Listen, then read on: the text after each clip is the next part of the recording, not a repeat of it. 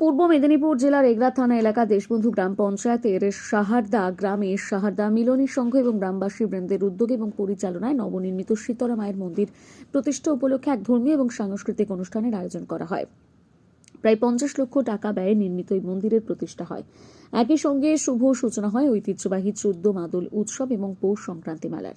আয়োজক সূত্রে জানা গেছে এই পৌষ সংক্রান্তি মেলা টানা 7 দিন ধরে চলবে। মন্দির প্রতিষ্ঠা এবং মেলা উপলক্ষে সাহারদা গ্রাম জুড়ে সৃষ্টি হয়েছে উৎসব মুখর পরিবেশ। এদিনের উদ্বোধনী অনুষ্ঠানে উপস্থিত বিশিষ্ট অতিথিদের সাহারদা মিলনী সংঘের পক্ষ থেকে স্মারক ফুল শাল প্রদান করে আন্তরিকভাবে বরণ করা হয়। মেলার উদ্বোধন করেন কলকাতা নিবাসী দিবেন্দু বন্দ্যোপাধ্যায় এবং তার পুত্র অরিত্র বন্দ্যোপাধ্যায়। এছাড়া উদ্বোধনী অনুষ্ঠানে অতিথি মঞ্চে উপস্থিত ছিলেন শিক্ষক নিমাই দাস, বিশিষ্ট সমাজসেবী সুকুমার খাটুয়া, সমাজসেবী যাদবচন্দ্র বর, চিকিৎসক ডাক্তার প্রভাষচন্দ্র মাইতি, চিকিৎসক ডাক্তার মৃণালকান্তি ত্রিপাঠী, বিশিষ্ট কাজু ব্যবসায়ী উজ্জ্বল দলে এবং রামকৃষ্ণ মিশন বেলুর মঠের মহারাজ স্বামী সদময়ানন্দজি মহারাজ।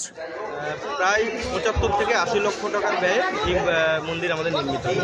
এছাড়াও কি কি অনুষ্ঠান রয়েছে?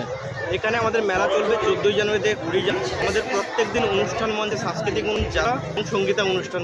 সমাজমূলক কাজ এখানে আমরা বছর এই ক্লাবে সমাজমূলক কাজ করি, যে আমরা সময় আমন্ত্রণ করি, কোনো দুস্থ দিতে না পারলে আমরা অর্থ করি, প্লাস আমরা মহামারীর সময় এই থেকে অর্থ প্রদান করে দিই।